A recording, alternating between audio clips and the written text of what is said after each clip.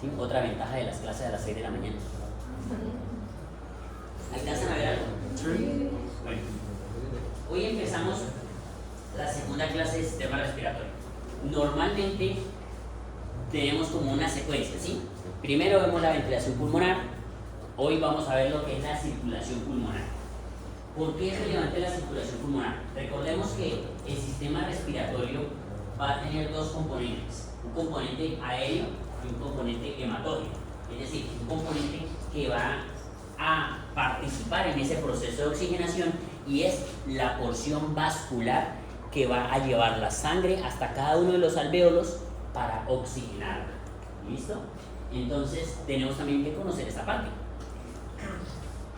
La parte vascular podemos dividirla como clásicamente dividimos el sistema circulatorio. Tenemos unos vasos pulmonares. A ver si no sirve. Bueno, creo que se dañó. Sí, creo que se descargó. Tenemos dos sistemas. Un sistema que va a tener alto flujo y baja presión y un sistema que va a tener alta presión y bajo flujo. Es decir, vamos a tener un sistema circulatorio que va a ser el encargado de nutrir, va a tener una presión relativamente alta, pero va a tener un flujo bajo porque ese va a ser el encargado de nutrir toda la parte bronquial y el parénquima pulmonar. Mientras que vamos a tener un sistema que tiene una presión baja, pero un alto flujo. Va a ser la sangre que viene del sistema cardíaco derecho, ventrículo derecho y que va a pasar a oxigenarse a través de los capilares. ¿Listo? ¿Por qué decimos que tiene una baja presión? Las presiones de la circulación pulmonar y la circulación sistémica va a estar dividida. La circulación pulmonar, el ventrículo derecho maneja presiones mucho más bajas. No sé si recuerdan cuando vimos la gráfica de gasto cardíaco, que hay una gráfica arriba y una gráfica más abajito, que es la gráfica en donde estaba la circulación pulmonar, que decíamos que el ventrículo derecho tiene una presión sistólica máxima de unos 25 milímetros de mercurio, que de hecho eso es lo que vemos aquí en esta. Vamos a ver. Aquí vemos nosotros que la presión sistólica es de aproximadamente 25 milímetros de mercurio y tenemos una presión diastólica que tiende a caer dentro del ventrículo casi a cero, mientras que en el sistema pulmonar va a descender lentamente, lo mismo que pasa en la aorta. Va a bajar lentamente porque tiene un proceso de amortiguar, es decir, donde se dilata el vaso y luego lentamente se va distribuyendo la presión, y eso es lo que vemos nosotros en esta gráfica. Esta gráfica que está acá arriba nos permite tener la comparación entre la presión de la aorta, es decir, la presión que genera el ventrículo izquierdo, y la presión de la arteria pulmonar, que sería la presión que bombea el ventrículo derecho hacia la arteria pulmonar. ¿Listo? Entonces vamos a ver que hay esa diferencia de presiones. Tenemos los vasos, el sistema circulatorio pulmonar tiende a almacenar aproximadamente entre 400 a 500 mililitros, que puede aumentarse en caso de una sobrecarga de volumen, inclusive a más del doble, pero que también sirve como reservorio en caso de una pérdida, una deshidratación. Los vasos se pueden contraer y aportar una gran parte de ese volumen a la circulación sistémica en buscando de sostener la tensión arterial. Algo parecido a lo que los compañeros explicaron cuando explicaron choque. Si recuerdan que había un proceso de vasoconstricción arterial y venoso que iba a darle aporte de volumen a la circulación sistémica en busca de mantener una volemia y unas presiones arteriales. Y a su vez vamos a ver un sistema de presiones, que son las presiones que vamos a manejar en el ventrículo derecho, en la arteria pulmonar, presión capilar, presión de enclavamiento, e indirectamente vamos a medir la presión de la aurícula izquierda. ¿Vale? ¿Alguien tiene un marcador? ¿Borrado? ¿No? Bueno, la presión de la aurícula izquierda, si ustedes se lo imaginan, imagínense un corazón, ¿sí? Llegar a la aurícula izquierda tiende a ser más complicado, porque para acceder a la aurícula izquierda había que ingresar de pronto. Muchas gracias. Tenemos un corazón. ¿Listo?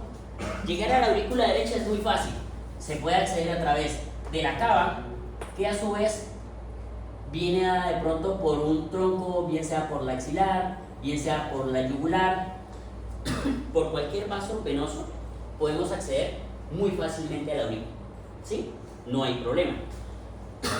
Igualmente, al ventrículo derecho, ¿sí? Hasta ahí no hay problema, podemos medir presiones, podemos tener una presión venosa central, una presión de la aurícula derecha, una presión del ventrículo derecho, podemos hacer que cuando haya una arteria, en este caso de aquí saldría la pulmonar, que el catéter llegue, pase y luego ingrese a la pulmonar y medir la presión de la arteria pulmonar. Podemos medir la presión de la arteria pulmonar indirectamente, ecocardiográficamente, buscando la velocidad máxima de la arteria pulmonar, y hay unas escalas en donde se da la velocidad máxima con la regurgitación y nos va a dar una presión de la arteria pulmonar aproximada.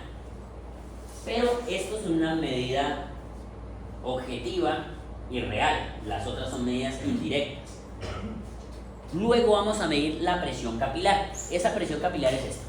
Entonces tenemos presión del ventrículo, presión de la arteria pulmonar sistólica, presión diastólica de la arteria pulmonar, que estaría acá, más o menos aproximadamente 8 milímetros de mercurio, la presión diastólica de la pulmonar, tenemos, y 15 la media. Por eso decimos de que la presión media de la arteria pulmonar viene siendo aproximadamente 15 milímetros de mercurio. Cuando se eleva mucho vamos a tener una hipertensión pulmonar. ¿Listo? Pero a medida que va avanzando, esta arteria luego se va a dividir. Y a su vez estas se van a dividir en cada uno de los pulmones, lo que va a generar, a terminar en unos capilares. Que esos capilares, aquí vamos a tener un alvéolo que no es como en la gráfica que ustedes dicen, hay un alvéolo con un capilar. Realmente ustedes van a tener el alvéolo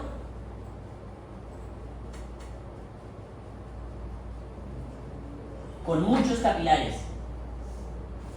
Es decir, prácticamente alrededor del alvéolo hay muchos capilares, que inclusive Gaito lo describe, que no pareciera ser un vaso solamente que irrigue un capilar, o sea, que se oxigene a través de un capilar, sino que pareciera que fuera un flujo laminar de sangre que cubre toda la pared capilar, porque toda la pared del alvéolo, porque hay muchos vasos, inclusive que están muy cerquita el uno del otro.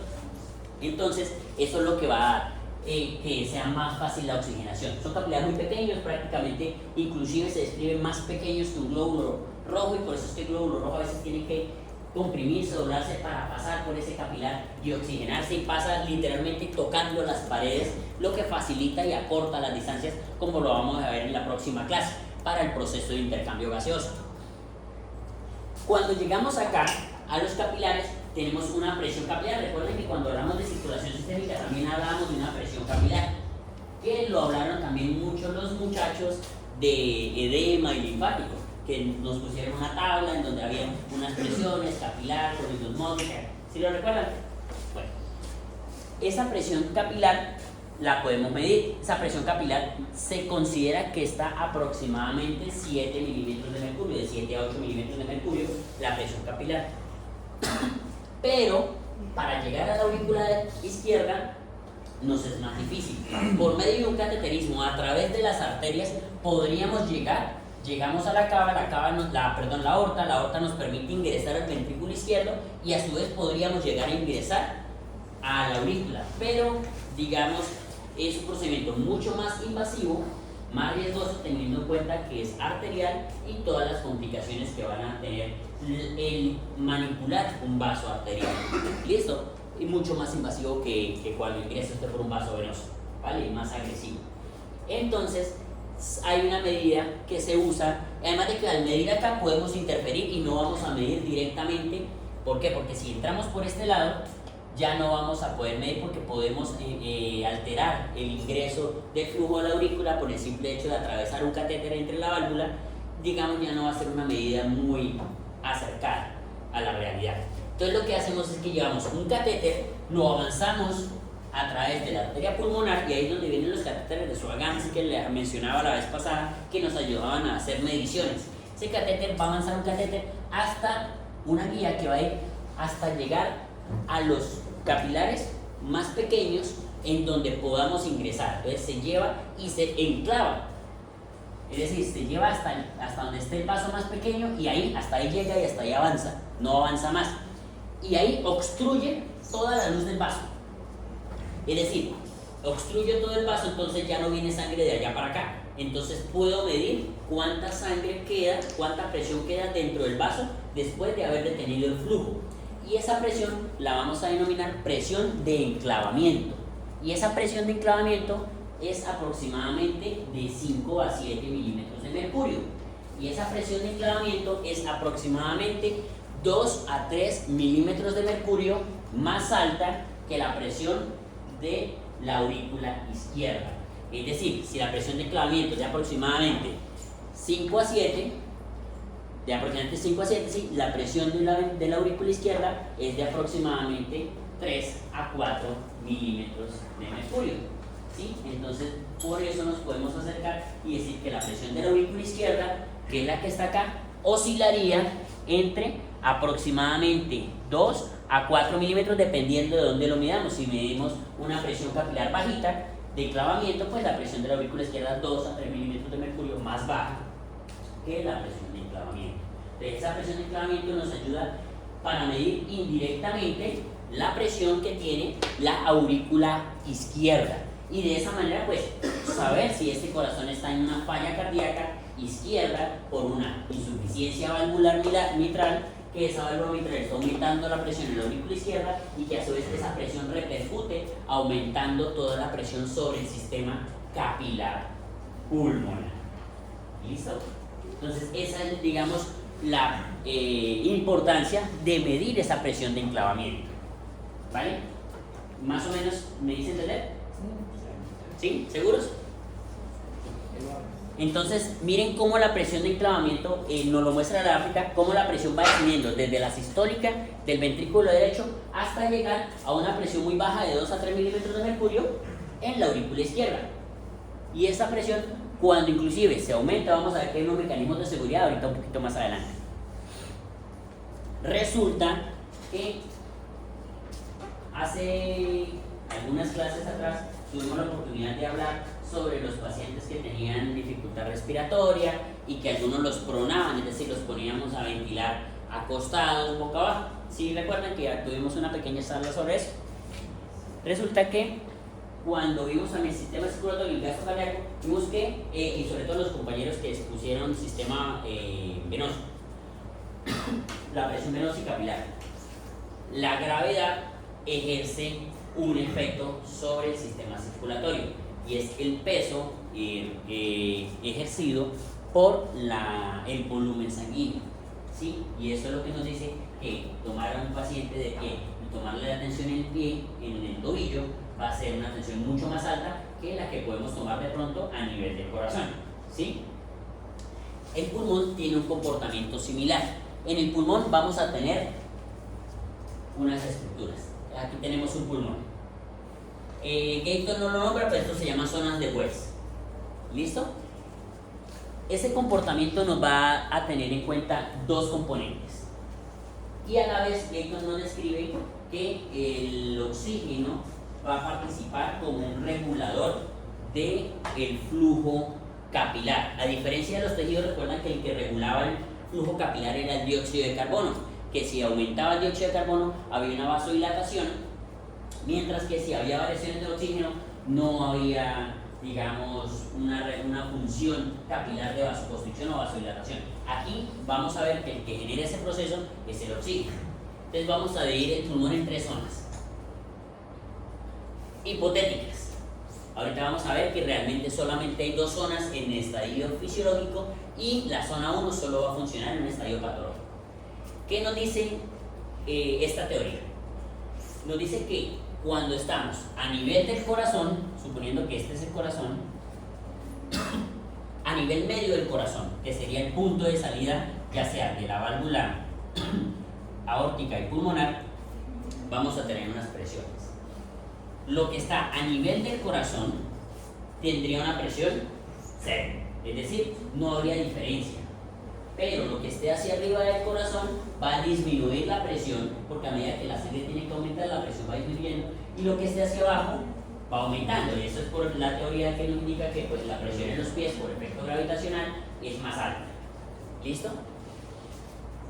Esto nos lleva a que se puedan generar tres zonas. Una zona en donde en la parte más alta del pulmón, teóricamente, si la presión por cada cierta distancia puede disminuir y se considera que las zonas más apicales puede llegar a disminuir hasta 15 milímetros de mercurio, en zonas, digamos, fisiológicamente, en la zona 2 y zona 1, la zona 1 aplicaría que la diferencia de presión es muy grande y por ende los 25 milímetros de mercurio que bombea el ventrículo derecho no serían suficientes para que recordemos que el alveolo también tiene una presión interna. Cuando se insufla, habría una presión de aire que en teoría podría llegar a comprimir el capilar y la presión arterial, en este caso la arteria pulmonar, no lograría vencerla y por ende en la zona 1 no le llegaría sangre ni en sístole ni en diástole, porque la presión es muy bajita y no alcanzaría a pasar a través de esos capilares. Y eso lo vamos a conocer como zona 1 de Wells. Luego nos dice, un poquito más abajito del pulmón hay una zona en donde la gravedad no ha ejercido un efecto tan alto y la presión sistólica logra vencer la presión que tiene la pared y en la que ejerce el gas sobre las paredes capilares, y durante la sístole, que la presión es más alta, logra perfundirse. Es decir, aquí en este lado vemos que durante la sístole llega sangre, pero en la diástole no llega. Entonces vamos a tener un flujo intermitente, un flujo sanguíneo hacia los capilares que solamente se va a llenar ese capilar en la sístole, y en la diástole la sangre va a quedar detenida. No hay flujo durante la diástole hasta que vuelva a haber una sístole que vuelva a bombear, a aumentar la presión y esa presión haga movilizar ese flujo sanguíneo. Entonces esto va a ser una zona 2 que va a tener un flujo intermitente. Y tenemos una zona 3 que en teoría está por debajo del centro cardíaco y por ende tanto en sístole como en diástole va a haber flujo, es decir, hay un flujo continuo. ¿Sí? Fisiológicamente en el pulmón, debido a que solamente está aproximadamente entre 15 y 20 centímetros por encima del centro cardíaco, la porción más alta del pulmón, y decimos que la zona 2 inicia más o menos 15 centímetros por encima del pulmón, de 10 a 15, entonces prácticamente un pulmón sano no tendría una zona 1, sino que en el pulmón sano aplicaría en todo momento zona 2 y zona 3. Es decir, la parte apical del pulmón sano funcionaría como una zona 2 porque no hay una diferencia significativa entre el centro del corazón y la parte apical como para que haya una reducción. Los centímetros que hay de diferencia entre la parte apical y el centro del corazón disminuyen aproximadamente 15 milímetros de mercurio, la presión. Por ende, si la presión de sístole es de 25 y le restamos 15, más o menos estarían quedando entre, dependiendo de la variación, entre 15, 10 a 8 milímetros de mercurio. Eso quiere decir que esos 10 a 8 logran vencer la presión que hay dentro del alveolo, porque recordemos que la presión del alveolo es muy bajita, apenas sube a +1 o a -1. Máximo en algunos momentos llegaría a subir hasta máximo 4 milímetros de mercurio. Por ende, 8 evidentemente siempre la van a lograr vencer. Entonces, por eso es que aún la porción más alta del corazón, en un estado sano, va a haber flujo en sístole. En diástole no, porque en la diástole cae la presión a 8, y si a esos 8 le restamos 15, ya nos damos cuenta que en diástole la presión que ejerce no alcanza a vencerla, pero en sístole sí. Entonces las zonas apicales del corazón tienen flujo en sístole, mientras que las zonas basales tienen flujo todo el tiempo, y eso se considera que es aproximadamente 10 centímetros por encima del centro cardíaco. Entonces, a partir de ahí iniciaría la zona 2, es decir, el pulmón en su gran mayoría funciona como una zona 3. La gran parte del pulmón funciona como una zona 3. Y si a eso sumamos cuando el paciente se pone en decúbito, prácticamente todo el pulmón es zona 3. No, casi todo el pulmón es zona 3 porque la diferencia entre la porción anterior y el centro del corazón es apenas 4 o 5 centímetros de diferencia, entonces no va a ser significativo. Entonces, prácticamente todo el pulmón va a funcionar como una zona 3. Recuerden que la zona 2 empieza aproximadamente entre 10 y 12 centímetros por encima del centro cardíaco. Entonces, para que haya una zona 2 en decúbito, tendría que el borde del pulmón estar más o menos a esta altura. Entonces, ya estaría por fuera, 12 centímetros por encima del centro cardíaco, estaría por fuera de la caja torácica.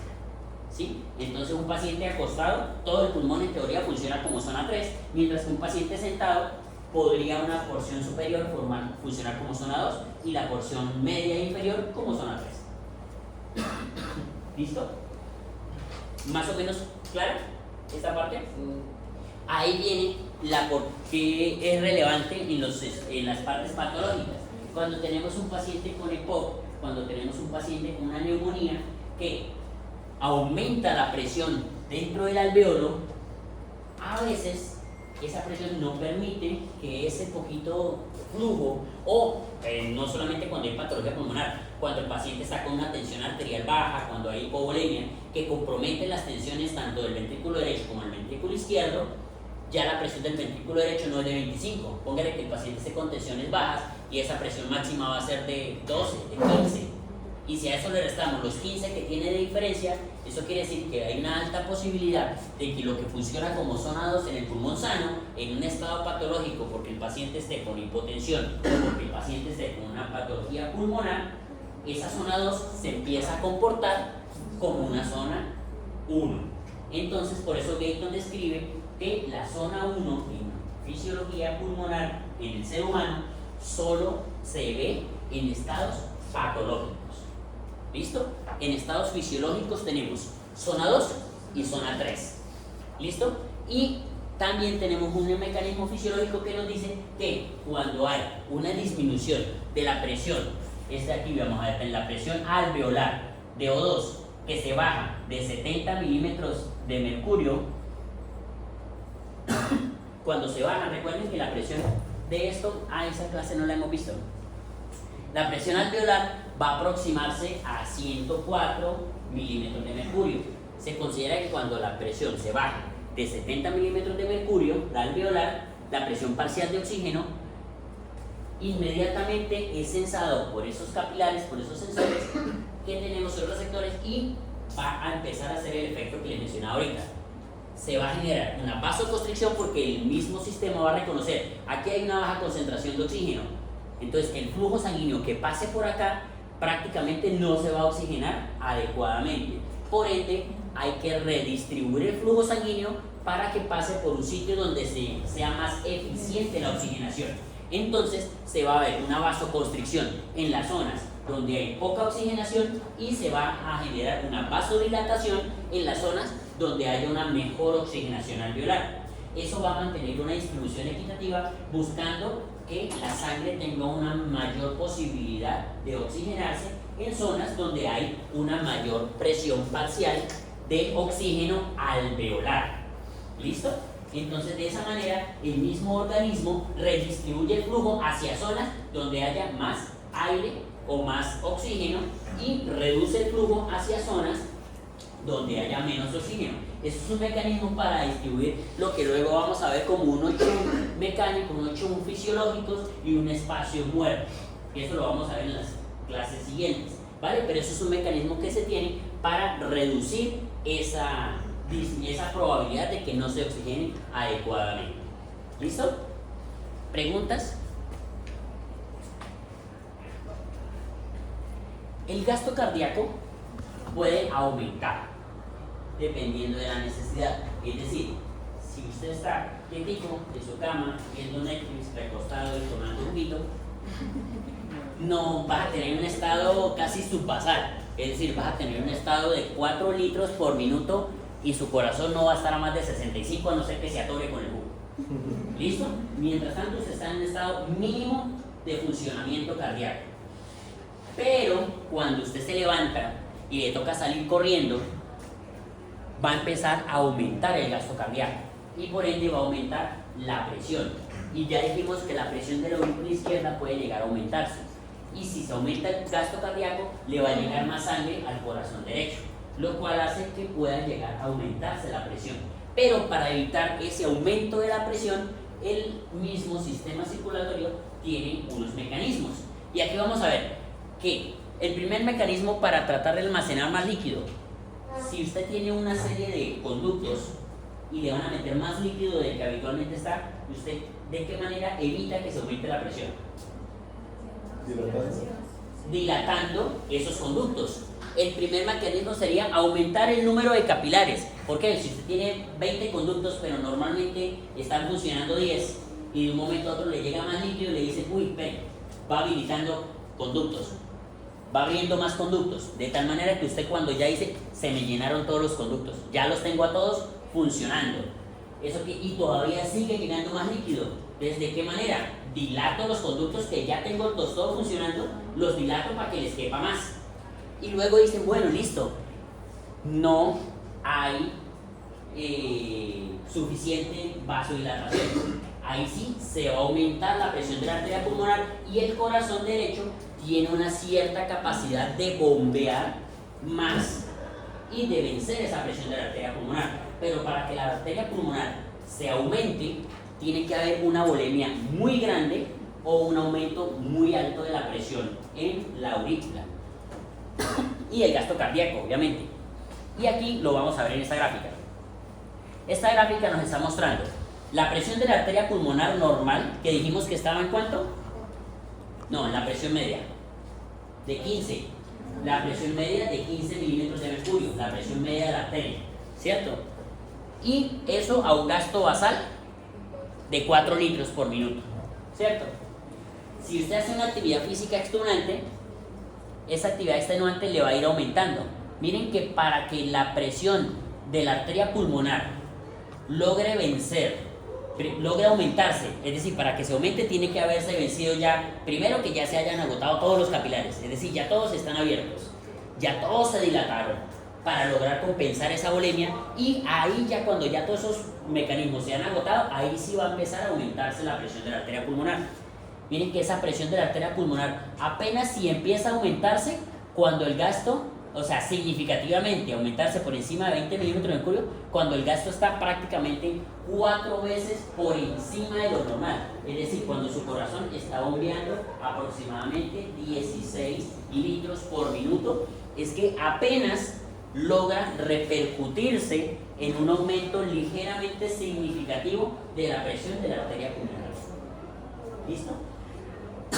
Y recordemos que el ventrículo logra bombear con una presión sistólica de 25, es decir, el ventrículo tendría capacidad todavía de bombear sin un esfuerzo mayor o significativo, prácticamente hasta un gasto cardíaco de 20 a más litros por minuto. Y eso es gracias a los mecanismos de ajuste que tiene el sistema circulatorio pulmonar para tolerar esa sobrecarga. Y es ahí cuando vamos a ver que luego se va a generar el edema agudo del pulmón, cuando ya no se da abasto por estos mecanismos. Y aquí tenemos esto. Esta gráfica la vimos cuando los compañeros que explicaron lechos capilares y microcirculación nos la explicaron. Las mismas presiones, solamente que un poquito más reducidas, porque las presiones capilares son más bajas. Entonces aquí vamos a tener que hay una presión capilar de 7, que ya lo dijimos.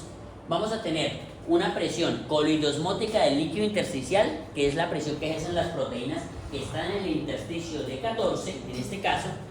Vamos a tener una presión negativa del líquido intersticial de 8 milímetros de mercurio. Y vamos a tener una presión de salida total de 29 milímetros. ¿Listo? Ahora las presiones de entrada totales, que va a ir dada evidentemente por la presión coloidosmótica del plasma, que es la que va a tender a generar que el líquido tienda a ingresar nuevamente al vaso, y esa presión es de 28.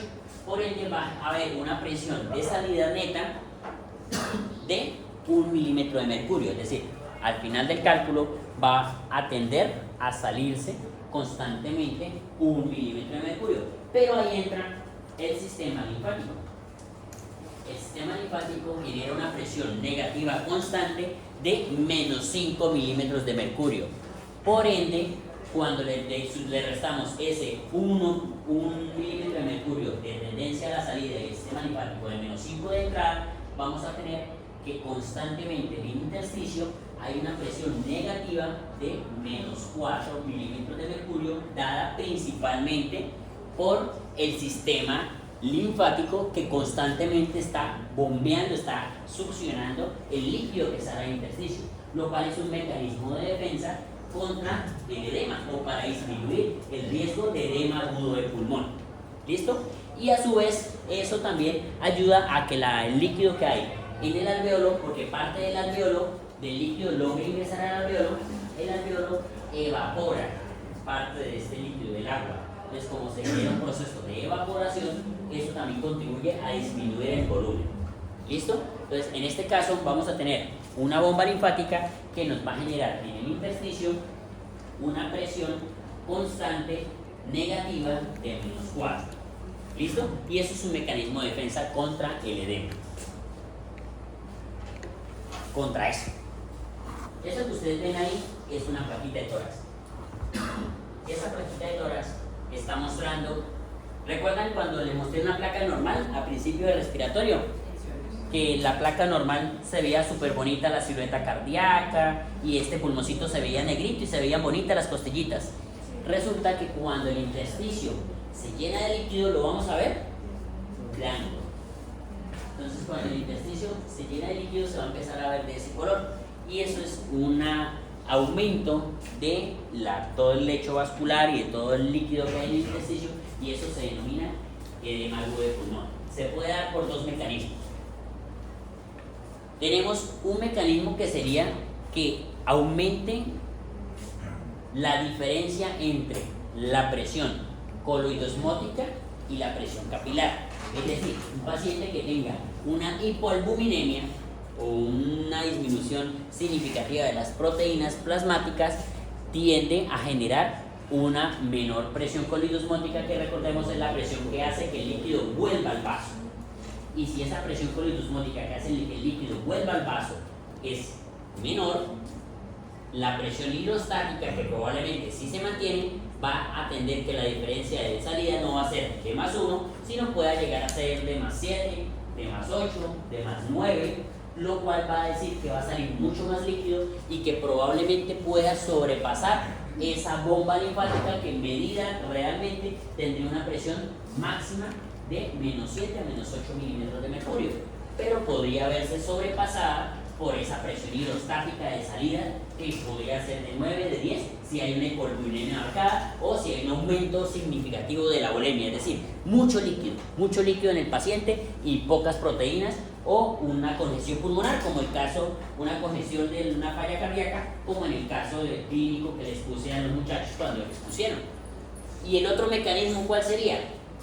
Cuando la válvula mitral, que se debería cerrar en el momento en el que el ventrículo izquierdo se contrae para que toda la presión salga hacia la aorta, esté insuficiente o esté estenosada. Si está estenosada, hace que el flujo de la aurícula sea lento, es decir, la aurícula se tenga que esforzar mucho más para poder sacar el líquido de la aurícula y llevarlo al ventrículo. ¿Qué pena? Este es el 300, ¿qué? 200.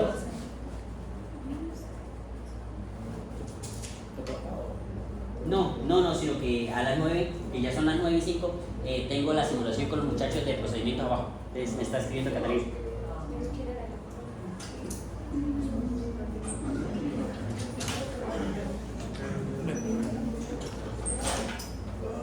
Bueno, entonces sigamos. Entonces, recuerden que si esa válvula se estenosa, la aurícula tiene que hacer mucha más presión, lo que podría aumentar la presión dentro de la aurícula y por ende aumentar la presión retrógrada. Esa presión retrógrada puede aumentar significativamente la presión hidrostática capilar, lo cual pues genera ese desbalance y va a salir más líquido. Ahora, si no esta estenótica está insuficiente, el ventrículo ya no va a bombear toda su presión hacia la aorta, sino que una gran parte de la presión del ventrículo izquierdo se va a ir hacia la aurícula y por ende aumentar la presión retrógrada. Y recordemos que las presiones que maneja el ventrículo izquierdo, son muchísimo más altas que las que maneja el sistema pulmonar. Es decir, el ventrículo izquierdo maneja presiones de 120, 130 milímetros de mercurio mercurio, mientras que el sistema pulmonar la más alta es de 25. Entonces, si hay una insuficiencia y se empieza a generar retorno hacia atrás, vamos a ver un aumento significativo de la presión.